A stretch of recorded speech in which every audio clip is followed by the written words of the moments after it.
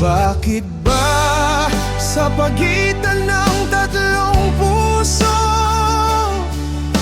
ako ang naiwan sa dulo? Minahal kita ng buat totoo, pero bakit ako ang nagdurugo? Gabi sa Maynila. Maliwanag ang ilaw ng lungsod habang dahan-dahang umiihip ang hangin sa isang rooftop bar sa Makati. Nakatayo si Miguel sa gilid ng railing. Hawak ang baso ng whiskey habang pinagmamasdan ng city lights. Lumapit si Ryan mula sa likod, hawak ang dalawang cocktail. Ang seryoso mo naman, sabi niya habang inaabot ang inumin. Umiti si Miguel. Niisip ko lang kung kaano kabilis tumakbo ang buhay. Patagal nang magkasama sina Miguel at Ryan. 7 taon na silang magkasintahan mula sa pagiging magkaklase sa kolehiyo hanggang sa sabay na pagbuo ng buhay sa Maynila. Kilala nila ang isa't isa hanggang sa pinakamaliit na ugali. Kung paano ngumiti si Ryan kapag kinakabahan at kung paano tahimik si Miguel kapag may iniisip. Pero sa kabila ng pagmamahalan, may pakiramdam silang may kulang. Isang gabi habang nagiinom sa balkonahe, nagbiro si Ryan.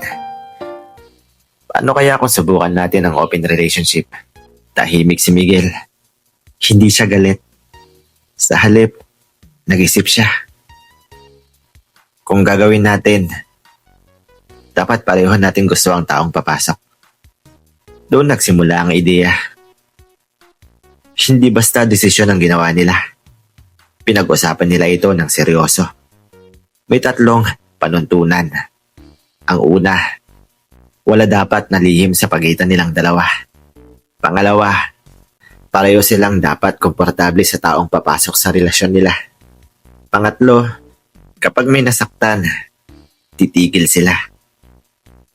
1 linggo ang lumipas bago sila tuluyang pumayag. Hindi dahil sawa na sila sa isa't isa, kundi dahil gusto nilang maging totoo sa nararamdaman nila, na may bahagi ng kanilang relasyon na gusto pang tuklasin. Hindi nila alam na ang simpleng eksperimento ay magiging simula ng pinakamagulong yugto ng buhay nila. Welcome sa ating mundo ng Pinoy Boy Love Stories. Mga kwentong puno ng kilig, kirot, sikreto at tunay na pagmamahal. Dito, bawat kwento ay may buhay. Bawat karakter ay may puso. Bawat eksena, may emosyong tatamang diretso sa'yo. Kung mahilig ka sa mga BL na may halong drama at unexpected twist, nasa tamang lugar ka. Huwag mong kalimutang mag-like kung nagustuhan mo ang kwento. Mag-comment para malaman ko ang iyong reaksyon at ang iyong suggestion. At syempre, mag-subscribe para sa mga susunod na episode at bagong kwento. Huwag niyo rin kalimutang i-click yung notification bell para hindi nyo ma-miss yung mga bagong stories. Tara, simulan na natin ang kwento sa araw na to. Mahina ang ilaw sa maliit na rooftop bar na pinuntahan nila. Sa ibaba, kumikislap ang mga ilaw ng lungsod habang malamig ang hangin ng gabi. Magkatabi sina Miguel at Ryan habang kaharap nila si Bernard sa isang maliit na mesa. Hindi pa sila gaanong magkakilala, pero parang may kakaibang pamilyar na pakiramdam sa pagitan nila. Si Ryan ang pinakakomportableng magsalita. Ang tahimik mo, sabi niya kay Bernard habang umiikot ang baso ng alak sa kamay niya. Umiti si Bernard. Mas gusto nakikinig. Tahimik lang si Miguel habang pinagmamasdan sila. Napansin niyo ni Bernard. Oy, ikaw, tahimik ka rin, sabi niya. Ganun talaga, sagot ni Miguel. Sandaling natahimik ang 3, pero hindi yun awkward na katahimikan. Ito yung katahimikang puno ng mga tanong na hindi pa nasasabi. Habang tumatagal ang gabi, mas nagiging natural ang usapan.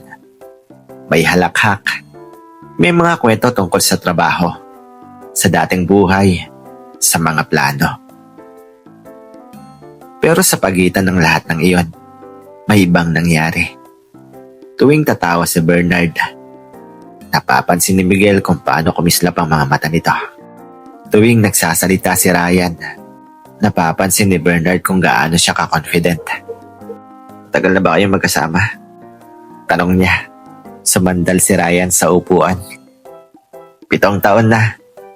Bahagyang nagulat si Bernard. Wow, bihira yun. Tahimik si Miguel bago siya nagsalita. Sanay na kami sa isa't isa. Ngunit may kakaibang tono sa sagot na iyon. Parang may kulang. At parang nararamdaman iyon ni Bernard. Habang tumatagal ang gabi, lumipat sila sa mas tahimik na sulok ng rooftop. Mas malapit ang upuan. Mas mahina ang ilaw. Mas malinaw ang mga tingin. Habang nagsasalita si Ryan, biglang napansin ni Bernard ang kamay ni Miguel na halos dumikit na sa kamay niya sa mesa. Hindi ito sinasadya, pero hindi rin nila agad inilayo. Sandaling nagkatinginan sila. May maliit na ngiti si Miguel. Napansin niyo ni Ryan. Sa halip na may ilang, ngumiti rin siya. Parang may chemistry kayo Biro niya. Natawa si Bernard. Selos ka ba? Umiling si Ryan. Hindi. Tumingin siya kay Miguel bago bumalik kay Bernard. Sa totoo lang, gusto ko kapag gusto ka rin ng partner ko. Natahimik si Bernard. Hindi niya alam kung biro iyon o hindi. Pero ramdam niyang hindi yun basta biro. Lumalim na ang gabi. Unti-unti nang nauubos ang mga tao sa rooftop. Gusto niyo bang lumipat sa ibang lugar? Tanong ni Miguel. Bakit? Tanong ni Bernard. Sumagot si Ryan habang nakangiti. Para mas komportable. Huminga ng malalim si Bernard. Alam niyang may ibig sabihin yon, pero hindi siya umatras. Okay, sagot niya. Pagdating sa kondo ni Miguel at Ryan, tahimik ang lugar. Tanging ilaw ng lungsod mula sa malalaking bintana ang nagbibigay ng liwanag sa sala. Nagbukas si Ryan ng alak habang si Miguel ay nakatayo sa tabi ng bintana. Si Bernard naman ay nakaupo sa couch. Pinagmamasdan ng dalawa. Maganda dito, sabi niya. Mas maganda kapag gabi, sagot ni Miguel. Lumapit si Ryan, dala ang 3 baso. Umupo siya sa tabi ni Bernard habang si Miguel ay nakaupo sa kabilang side. Sa unang pagkakataon, nasa pagitan si Bernard ng 2 lalaki. Hindi pa man nangyayari, ramdam na ang init ng presensya nila. Habang umiinom sila, nagiging mas magaan ang usapan. Mas madalas ang tawanan. Mas mahaba ang mga tingin. Isang sandali, napansin ni Bernard na nakapatong na ang kamay ni Ryan sa likod ng couch, malapit sa balikat niya. Hindi ito mahigpit, pero sapat para maramdaman niya ang init ng presensya nito. Sa kabilang side naman, napansin siya ni Miguel na tahimik lang pero nakatingin sa kanya. Hindi mapanghusga, parang nag-aanyaya lang. Sigurado ba kayo? Tanong ni Bernard ng mahina. Nagkatinginan sina Miguel at Ryan. Pagkatapos ay umiti si Ryan. Kung hindi kami sigurado, hindi kami aabot dito. Unti-unting lumapit si Miguel. At sa sandaling iyon, parang sabay na huminto ang oras. May mahihinang tawanan. May mga bulong na halos hindi marinig.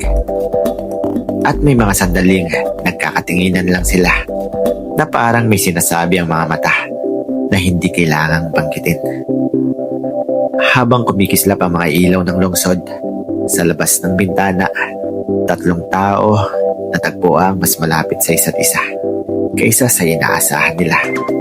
Hindi nila alam kung kailan nagsimulang mawala ang distansya, kung kailan naging mas malalim ang mga hawak, kung kailan naging mas mabagal ang mga paghinga.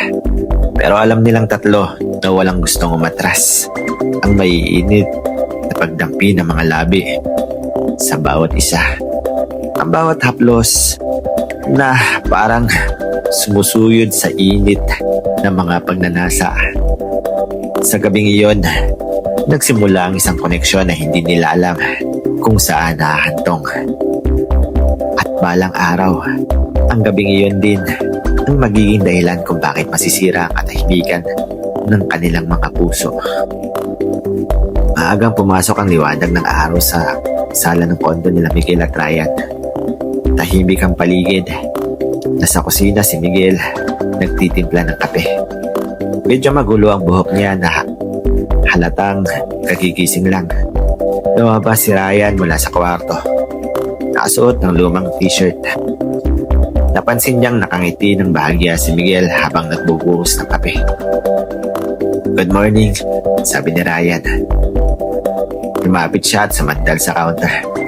Saglit silang nagkatinginan.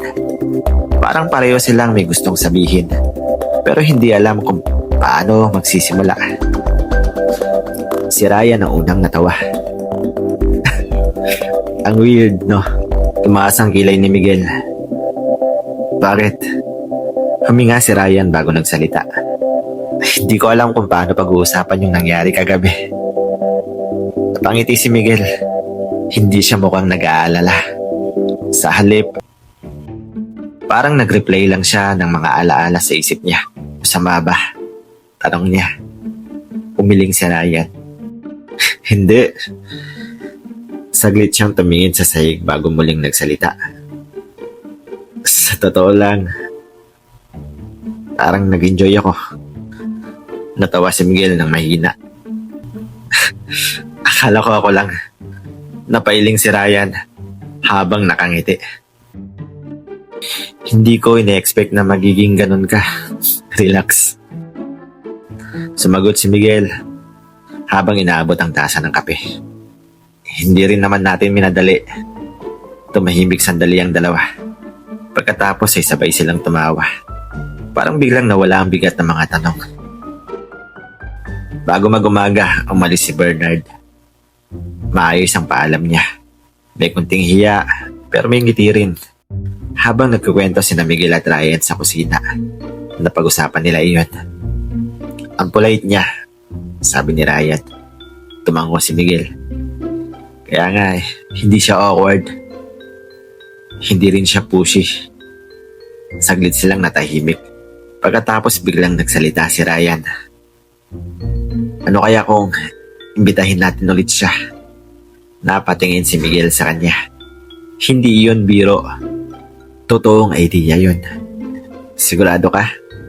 tanong niya. Ngumiti si Ryan. "Di ba yun naman talaga ang plano natin?" Napangiti si Miguel. "Siguro nga." Lumipas ang ilang linggo. Hindi lang minsan nagkita ang tatlo. Unti-unting naging routine ito. Minsan dinner lang, minsan movie night, minsan simpleng kwentuhan sa kondo, at minsan mas intimate ng gabi na silang tatlo lang. Pero ang nakakagulat, hindi ito naging magulo sa simula. Sa halip, naging komportable sa isa't isa. Mas madalas ang tawanan, mas madalas ang mga kwentuhang personal. Minsan nagluluto si Miguel habang si Ryan at Bernard ay nagbibiroan sa sala. Minsan naman si Bernard ang nagdadala ng pagkain at sabay silang kumakain hanggang hating gabi. Unti-unting naging natural ang presensya niya sa buhay ng dalawa. Si Bernard, napansin ni Miguel ang isang bagay. Iba si Bernard, hindi siya tulad ng inaasahan niyang magiging third person sa isang open relationship. Hindi siya pasikat. Hindi siya naghahabol ng atensyon. Tahimik lang siya, pero kakaiba ang init na dala niya. At kapag tumatawa siya, parang gumagaan ang atmosfera ng buong kwarto. Isang gabi habang nanonood sila ng pelikula, napansin ni Miguel na nakasandal si Ryan sa balikat ni Bernard habang tumatawa. Sa halip na magselos, napangiti siya. Sa sandaling iyon, pakiramdam niya gumagana ang sistema nila. Parang balanse. Pagkatapos ng isa pang gabi na magkasama sila, umalis ulit si Bernard ng madaling araw. Naiwan sina Miguel at Ryan sa sala. Tahimik silang nakahiga sa couch. Nagkatinginan sa kisame. "Alam mo," sabi ni Ryan ng mahina. "Ano?" "Hindi ko akalain na magiging ganito ka." "Okay lang." Napangiti si Miguel. "Bakit?" Sumagot si Ryan habang bahagyang tumatawa. "Kasi parang nagiging tropa na natin siya." Napaisip si Miguel. At sa sandaling yon, pakaramdam niya, tama si Ryan. Hindi lang ito physical na connection. May nabubuong tunay na samahan sa pagitan nilang tatlo. At iyon ang dahilan kung bakit hindi pa nila nakikita ang paparating na komplikasyon. Dahil habang mas nagiging natural si Bernard sa buhay nila, mas lumalalim din ang mga damdaming hindi nila napapansin. Lumipas ang mga linggo na halos normal lang ang lahat. Madalas pa rin nagkikita ang tatlo. May mga gabing sabay silang kumakain, nanonood ng pelikula, o simpleng nagkukwentuhan hanggang madaling araw. Pero may isang bagay na unti-unting nagbabago. Hindi ito napapansin ni Miguel. Ay nagsimulang magkausap kahit wala na ang isa. Sa simula, simpleng mensahe lang. Kamusta ka? Busy ka ba sa work? Salamat sa last night. Ang saya. Minsan tungkol sa trabaho. Minsan tungkol sa mga random na bagay. Pero habang tumatagal, mas nagiging personal ang usapan. Isang gabi, habang natutulog si Miguel sa tabi niya, nakahiga si Ryan sa kama habang hawak ang phone. May bagong message si Bernard. Namiss ko yung usapan natin kanina. Napangiti si Ryan nang hindi niya namamalayan. Hindi niya alam kung bakit. Isang hapon, nag-message si Bernard. Free ka ba ngayon? Nag-isip si Ryan sandali bago sumagot. Oo, bakit? Sumagot si Bernard. Coffee lang, kung gusto mo. Alam ni Ryan na wala namang masama. Kaibigan naman nila si Bernard. Pero may kakaibang pakiramdam sa dibdib niya habang nagpibihis siya para lumabas. Hindi niya sinabi kay Miguel. Hindi dahil gusto niyang magsinungaling, pero dahil pakiramdam niya hindi na kailangan. Nakita sila sa isang maliit na cafe. Tahimik ang lugar. Pagdating ni Ryan, nakaupo na si Bernard sa sulok ng cafe. Ngumiti ito nang makita siya. Akala ko hindi ka darating, sabi ni Bernard. Umupo si Ryan sa tapat niya. Oh, bakit mo naman naisip yon? Nagkibit balikat si Bernard. Ewan.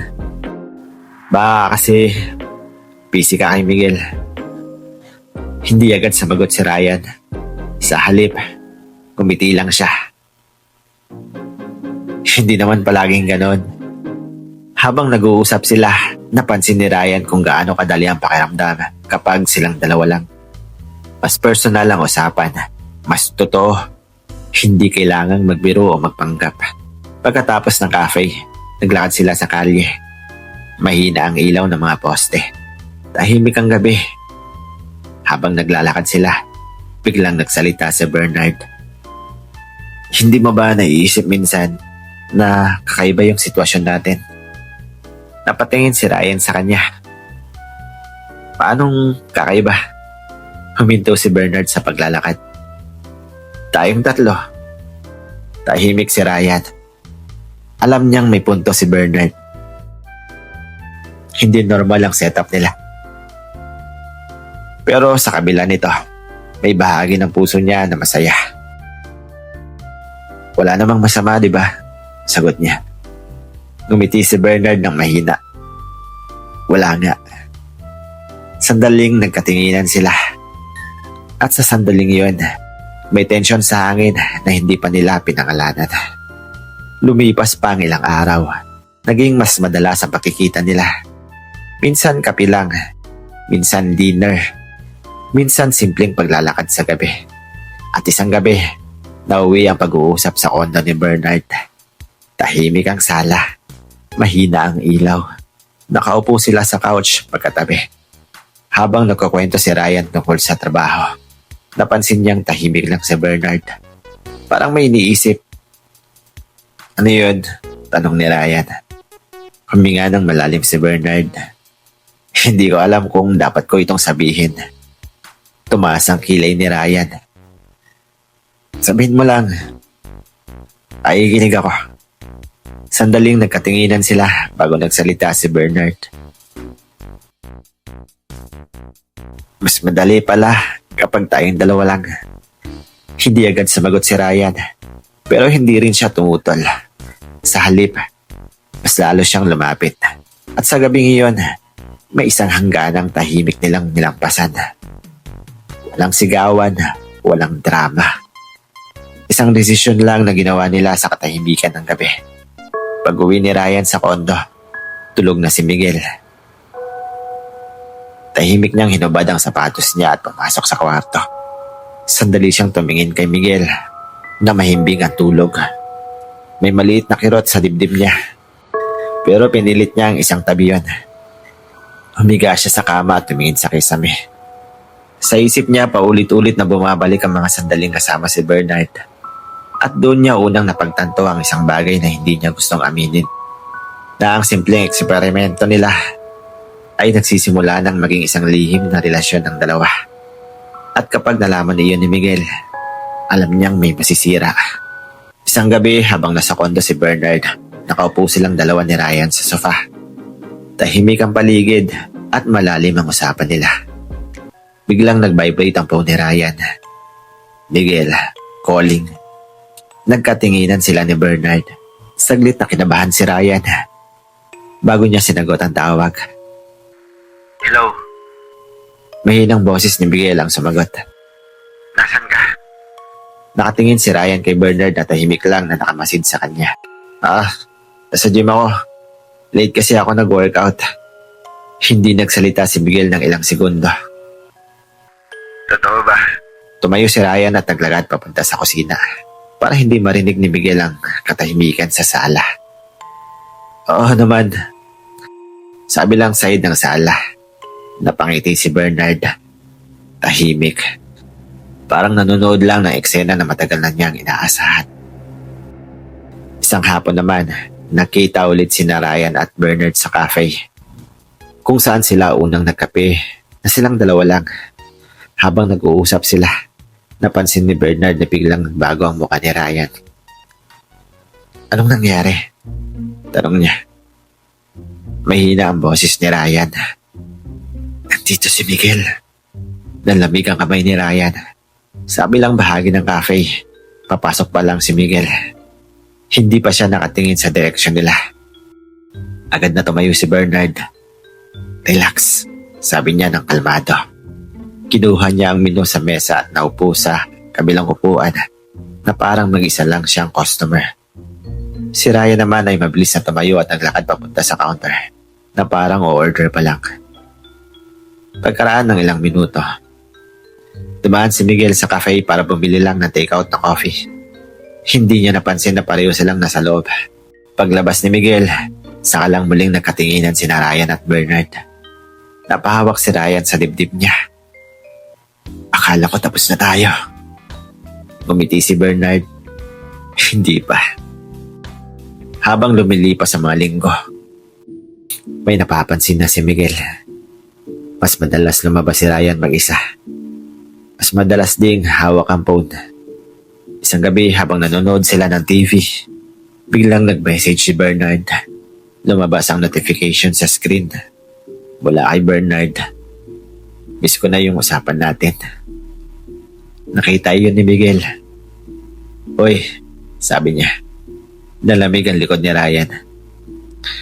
Nag-uusap pa rin pala kayo ni Bernard kahit hindi na tayo nagkikitang tatlo. Napangiti si Ryan ng pilit. Kaibigan na rin naman natin siya, di ba? Tumango si Miguel. Pero may maliit na tanong na nabuo sa isip niya. Isang gabi habang mag-isa si Bernard sa apartment niya, nakaupo siya sa balcony habang hawak ang baso ng alak. Sa isip niya, malinaw ang lahat. Hindi si Ryan ang gusto niya. Hindi kailanman. Ang taong gusto niya mula pa nung una ay si Miguel. Pero alam niya ang isang bagay. Hindi kailanman ipagpapalit ni Miguel si Ryan. Masyadong tapat si Miguel. Masyadong matatag ang relasyon nila. Kaya gumawa siya ng ibang paraan. Kung may isang taong kayang sumira ng relasyon nilang dalawa, si Ryan yun. At ngayon, unti-unti nang gumagana ang plano niya. Nahuhulog na si Ryan sa kanya. At kapag dumating ang araw na pipiliin siya ni Ryan, doon niya babaliktarin ang lahat at ipapakita niya kay Miguel ang katotohanan ng sinira ng sariling partner niya ang relasyon nila. Doon niya inasahang mabibiyak ang puso ni Miguel. At sa mga piraso nito, doon siya papasok. Hindi alam ni Ryan ang iniisip ni Bernard. Sa halip, pakiramdam niya ay mas lalong lumalalim ang connection nila. Mas mahaba ang mga usapan nila sa gabi. Mas madalas ang mga lihim na pagkikita. Isang gabi habang nakaupo sila sa balcony ng apartment ni Bernard, nagsalita si Ryan. Hindi ko alam kung bakit, pero iba yung pakiramdam ko kapag kasama kita. Tahimik lang si Bernard. Pero sa loob niya, alam niya ito ang gusto niyang mangyari. Mas mahulog si Ryan kaysa sa inaasahan niya. At habang tumitingin si Ryan sa kanya, na parang may pagpapahalaga at pag-asa. Tahimik lang nang umingiti si Bernard, hindi dahil masaya siya, kundi dahil papalapit na ang sandaling matagal na niyang pinlano. Maulan ang gabing iyon, tahimik ang kondo ni na Miguel at Ryan. Pero hindi mapakali si Miguel.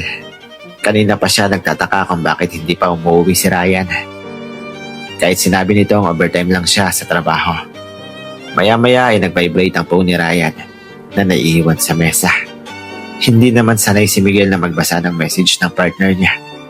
Pero may isang pangalan na agad niyang napansin sa screen. Bernard. Lumabas ang bagong mensahe. Miss na kita. Sana nandito ka pa.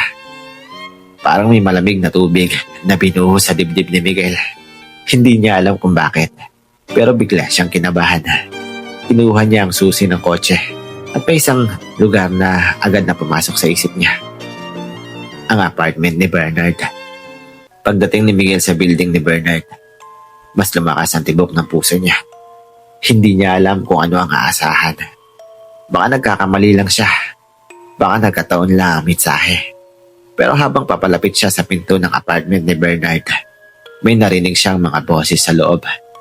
Kilalang kilala niya ang isa sa mga iyon, si Ryan. Parang biglang bumigat ang buong katawan ni Miguel. Hindi na siya nag-isip. Marahan niyang binuksan ang pinto. Hindi ito nakalak. Pagbukas ng pinto, sabay na napatingin sa kanya sina Ryan at Bernard. Parang tumigil ang oras. Si Ryan ay nakaupo sa sofa, malapit kay Bernard. Halatang nagulat. Nanlamig ang mukha ni Ryan nang makita si Miguel sa pintuan. Miguel? Hindi siya nakagalaw. Hindi siya nakapagsalita.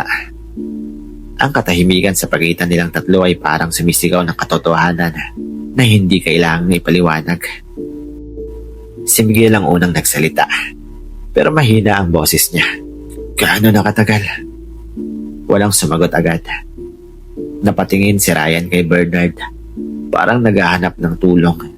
Pero hindi nagsalita si Bernard. Sa wakas, napayoko si Ryan. Ilang linggo na. Parang may pumutok sa loob ng dibdib ni Miguel. Hindi siya sumigaw. Hindi siya nagwala. Mas masakit pa ang ginawa niya. Tumawa siya ng mahina. Galing. Lumapit si Miguel ng ilang hakbang sa loob ng sala. Tumingin siya kay Ryan. Akala ko, tayo lang. May luha sa mata ni Ryan. Miguel, hindi ko sinasadya. Hindi mo sinasadya. Sinabi ko bang magsinungaling ka sa akin?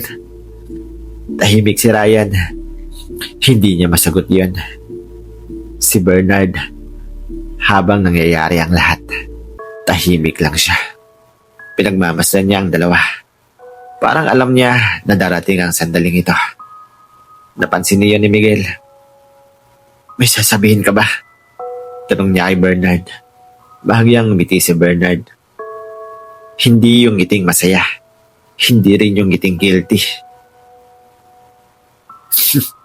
Hindi mo ba napapansin? Sabi niya. Nagulaan si Miguel. Ang ano?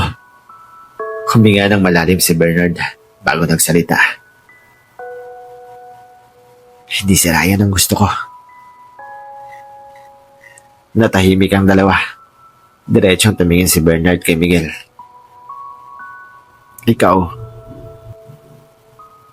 Nanlaki ang mata ni Ryan. Ano? Pero hindi inalis ni Bernard ang tingin niya kay Miguel. Sa simula pa lang, biglang nagbago ang ekspresyon ni Miguel. Anong ibig mo sabihin? Tahimik ang ilang segundo. Pagkatapos ay sinabi ni Bernard ang bagay na nagpagulo sa lahat. Alam kong hindi may iiwan si Ryan. Pero alam ko rin na kung may makakasira sa relasyon niyo, saglit siyang tumingin kay Ryan. Siya yon. Parang nawala ang hangin ng kwarto. Si Ryan ay tuluyang natulala. Miguel, hindi ko alam. Pero hindi siya pinansin ni Miguel. Matagal na tumingin si Miguel kay Bernard. May halo ng galit, sakit, at pagkalito sa mga mata niya. Pagkatapos ay tumingin siya kay Ryan. At doon unang pumatak ang luha niya. Hindi dahil kay Bernard, kundi dahil sa taong 7 taon niyang minahal. Tahimik ang sala ng apartment ni Bernard. Ang ulan sa labas ay nagpatuloy na bumagsak sa mga bintana na parang sumasabay sa bigat ng sandali. Magkaharap sina Miguel at Ryan habang si Bernard ay nakatayo sa gilid ng sala. Tahimik na pinagmamasdan ng dalawa. May luha pa rin sa mata ni Ryan. Hindi niya alam kung paano sisimulan, pero alam niyang kailangan niyang magsalita. Miguel, mahina niyang sabi. Hindi sumagot si Miguel. Nakatitig lang siya sa sahig. Parang pilit na pinipigilan ang sarili niyang emosyon. Huminga ng malalim si Ryan. Hindi ko ito ginusto na mangyari. Napangiti si Miguel ng mapait. Pero nangyari, hindi agad nakasagot si Ryan. Sa likod ng isip niya, paulit-ulit na bumabalik ang mga alaala nilang dalawa. Ang unang apartment nila, ang mga gabing sabay silang nagluluto, ang mga plano nilang tumanda ng magkasama. 7 taon na parang biglang naging napakagaan sa isang iglap. Mahal pa rin kita, sabi ni Ryan. Napatingin si Miguel sa kanya. Mas masakit palang marinig yan. Lumapit si Miguel ng isang hakbang. Kung mahal mo pa ako, huminto siya sandali. Bakit ka nandito? Hindi nakasagot si Ryan. Tahimik ang ilang segundo. Pagkatapos ay nagsalita siya. Mahina pero malinaw. Kasi, mahal ko na rin si Bernard. Parang may pumutol sa huling hibla ng pag-asa sa loob ni Miguel. Hindi ko maintindihan kung kailan nagsimula, sabi ni Ryan habang nanginginig ang boses niya. Pero kapag kasama ko siya, iba yung pakiramdam ko. Napapikit si Miguel. Alam niyang paparating na ang susunod na sasabihin at tama siya. Gusto kong subukan kung ano man ang meron sa amin. Tahimik na pumatak ang luha ni Miguel. Hindi siya sumigaw. Hindi siya nagalit. Mas masakit pa roon ang ginawa niya. Tumango siya ng dahan-dahan. Okay. Pinili mo siya. Hindi na nagpaligoy-ligoy si Ryan. Oo. Sa gilid ng kwarto, tahimik lang si Bernard. Pinagmamasdan niya ang eksena na parang matagal na niyang hinihintay. Sa loob-loob niya, gumagana ang plano. Nahulog si Ryan sa kanya. At ngayon, pinili siya nito. Ang sunod na hakbang ay malapit na. Pero hindi pa ngayon. Tumalikod si Miguel. Sandali siyang huminto sa pintuan. Bago siya tuluyang lumabas, tumingin siya kay Ryan sa huling pagkakataon. Walang galit sa mata niya. Puro sakit lang. Akala ko, tayo na hanggang dulo. Hindi sumagot si Ryan. Hindi rin siya lumapit. At sa gabing iyon, habang papaalis si Miguel sa apartment, natapos ang 7 taon nilang pagmamahalan sa isang simpleng desisyon. Isang desisyon na ginawa ni Ryan. Ang piliin si Bernard. Nasa loob pa rin ng apartment si Ryan at Bernard matapos umalis si Miguel. Tahimik ang sala.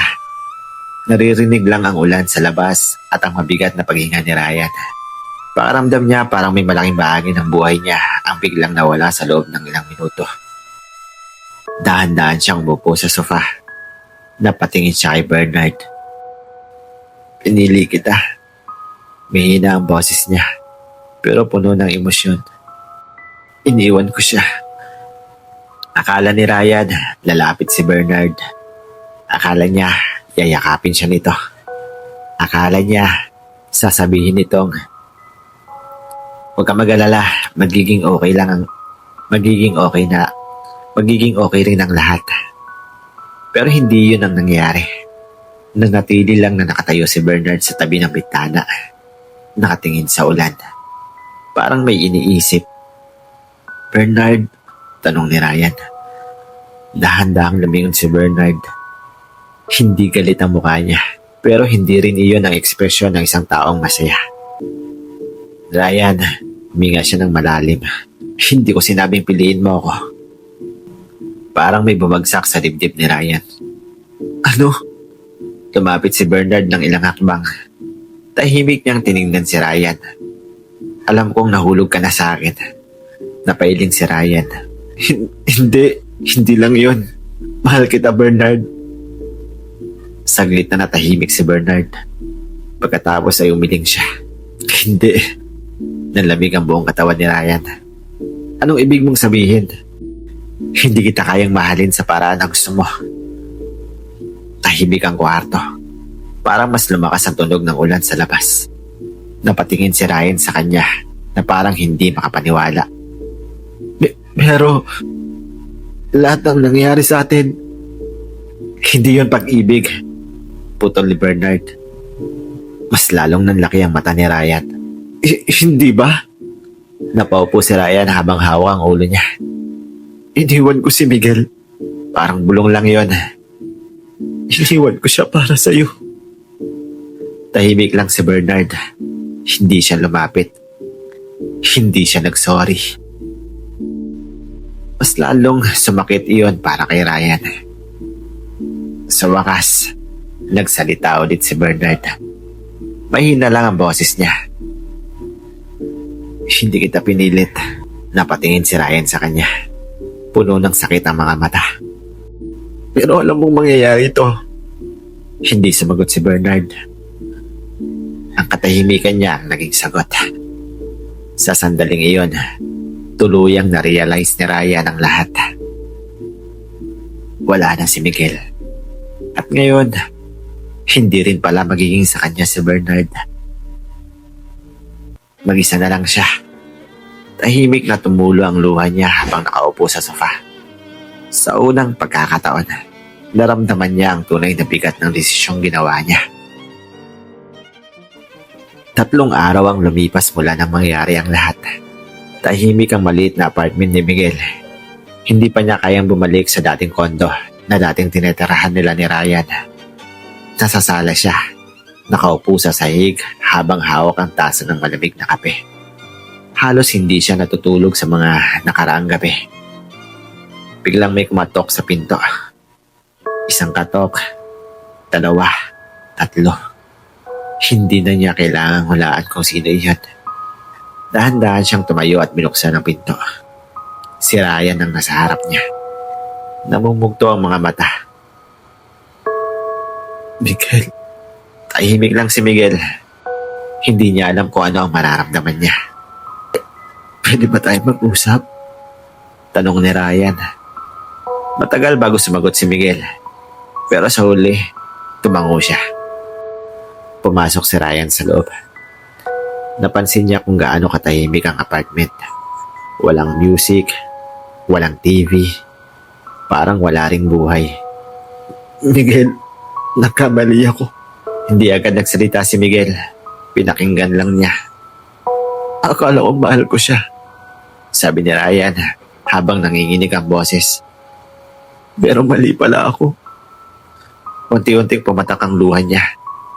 "Na-realize ko, ikaw pa rin." Tumingin si Miguel sa kanya. Pagod ang mga mata niya. "Ryan," mahina lang ang boses niya. Alam mo ba kung ano ang pinakamahirap? Hindi sumagot si Ryan. Hindi yung niwan mo ako. Huminga si Miguel ng malalim. Kundi yung pinili mo muna siyang mahalin bago mo ako naalala. Hindi makatingin si Ryan. Kinabukasan, may isa pang kumatok sa pinto ni Miguel. Pagbukas niya, si Bernard naman ang nakatayo. Tahimik ang mukha nito. Parang hindi siya kinakabahan. Pwede ba kitang makausap? Nagkatubili si Miguel. Pero sa huli ay pumayag din siya. Umupo sila sa sala. Diretsong nagsalita si Bernard. Hindi kita niloko. Napangiti si Miguel ng mabait. Talaga? Tumango si Bernard. Ikaw ang gusto ko mula po ng una. Tahimik si Miguel. Alam kong hindi mo iiwan si Ryan. Patuloy ni Bernard. Kaya alam kong kailangan kong sirain muna ang relasyon niyo. Nanlaki ang mata ni Miguel. Ginawa mo yun. Sinadya mo. Hindi tinanggi ni Bernard. Oo. Tumahimik ang kwarto. Lumapit si Bernard ng kaunti. Ngayon, wala na kayo. Mahina ang boses niya. Pwede na tayong magsimula. Tinignan siya ni Miguel. Matagal, tahimik. Kinagabihan, nakita silang tatlo. Si Ryan, si Bernard at si Miguel. Parehong naghihintay ang dalawang lalaki sa sagot ni Miguel. Si Ryan ang unang nagsalita. Miguel, kung may chance pa. Hindi na niya natapos ang pangungusap. Si Bernard naman ay tahimik lang. Sigurado siya sa sarili niya. Sa wakas, nagsalita si Miguel. Pareho kayong gustong maangkin ako. Tahimik silang dalawa. Pero pareho kayong sinaktan ako. Napayo ko si Ryan. Tahimik si Bernard. Huminga ng malalim si Miguel. Pagkatapos ay sinabi niya ang desisyong hindi inaasahan ng dalawa. Hindi ko pipiliin ang kahit sino sa inyong dalawa. Nalaki ang mata ni Ryan. Anong ibig mong sabihin? Sumagot si Miguel.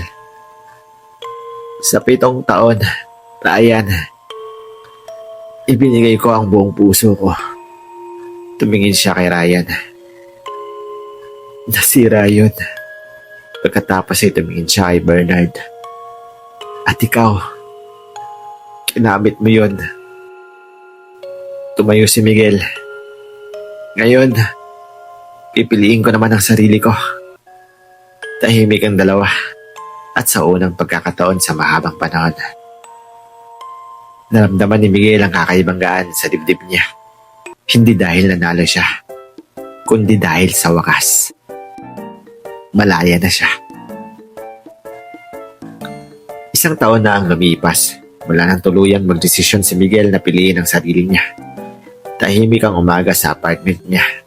Ang araw ay sumisilip sa bintana, nagpapainit sa maliit na sala. Nakaupo si Miguel sa sofa. Hawak ang isang tasa ng kape. Nakatitig sa labas habang nakangiti ng mahina. Marami nang nagbago sa buhay niya. Mas nakilala niya ang sarili niya. Kung ano ang gusto niya at ano ang hindi niya kailanman papayagan na sirain ang puso niya. Si Ryan ay nagtutong harapin ang sakit ng desisyon niya noon. Lumipas ang mga buwan bago niya tuluyang naproseso ang mga nangyari. Matapos ang ilang therapy at self-reflection, unti-unti siyang nakahanap ng kaligayahan. Ngunit sa ibang tao na, hindi na kay Miguel. Isang hapon nag-message siya kay Miguel. Hindi ito tungkol sa pagbabalik o paghingi ng second chance. Simple lang, sana okay ka na. Si Miguel ay ngumiti at tumugon. Oo, salamat. Sana ikaw rin. Si Bernard, tuluyang nakamit niya ang plano niya. Pero hindi sa paraan na inaasahan niya. Hindi siya naging karelasyon ni Miguel. At si Ryan ay hindi rin nahawakan sa paraang gusto niya. Sa huli, natutunan niyang kahit gaano siya kagaling sa manipulasyon, May mga puso na hindi basta-bastang napapasunod sa plano mo. Nakaupo siya minsan nag-iisa. Iniisip kung saan siya nagkamali. Ngunit may ngiti rin, may kalayaan sa bawat desisyon. At may mga aral na hindi mabibili kahit anong kasinungalingan. Isang gabi habang naglalakad si Miguel sa tabi ng ilog, hininga niya ng malalim at ramdam ang kapayapaan. Wala nang lihim, wala nang kasinungalingan. Ang nakaraan ay masakit, ngunit iyon ang nagturo sa kanya na mahalin ang sarili niya. At sa wakas, sa gitna ng lungsod at ilaw ng buwan, si Miguel ay malaya, buong buo at handa na para sa totoong pagmamahal sa tamang oras, sa tamang tao at sa sarili niya.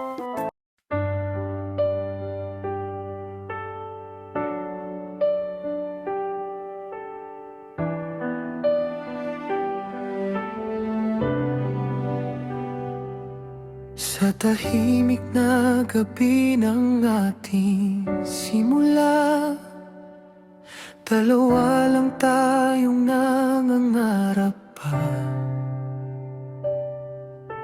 Mga pangako'y parang walang wakas. Akala ko'y ikaw ng aking bukas. Ngunit isang ngiti ang dumating bigla. Isang estrangherong nagdala ng saya. Hindi ko alam na sa bawat sandali, unti-unting nawawala ka sa tabi. Mga lihim na di ko man nakita, ramdam ng puso kong may nag-iiba. Bakit ba sa pagitan ng tatlong puso ako ang naiwan sa dulo? Minahal kita ng buo at totoo, pero bakit ako ang nagdurugo? Kung pwede lang ibalik ang kahapon, kung saan tayong dalawa lang noon, sa mundong walang ibang papalit na. Hindi sana tayo nagkawatak-watak na.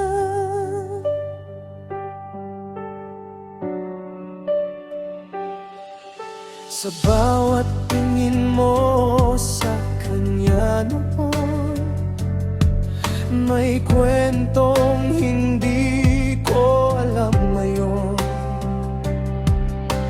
Habang ako'y tahimik na nagtiwala, may lihim ka palang binubuo pala.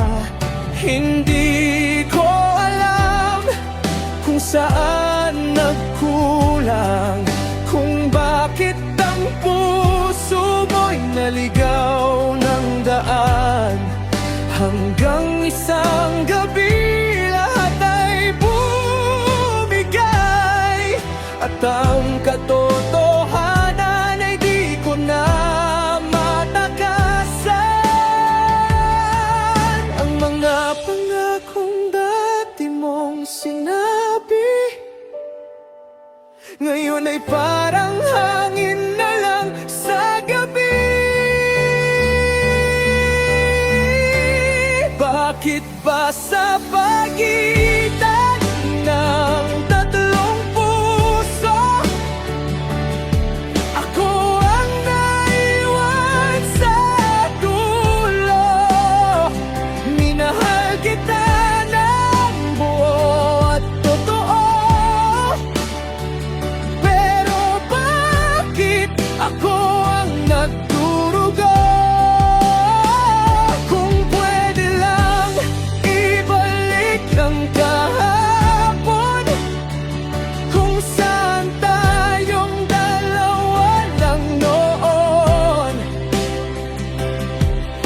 mundong walang ibang papagit na.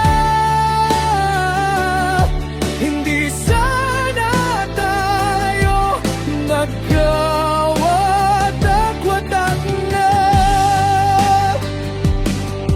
At kahit lumipas ang mga taon, bit-bit ko pa rin ang sugat ng kahapon. Ngunit sa gitna ng lahat ng sakit, may natitirang pag-ibig na pilit. Ngunit sa pagitan ng tatlong puso, may natutong bumuo ng bago. Kung ang tadhana'y muling magtatagpo, sana'y di na muling masira ang puso.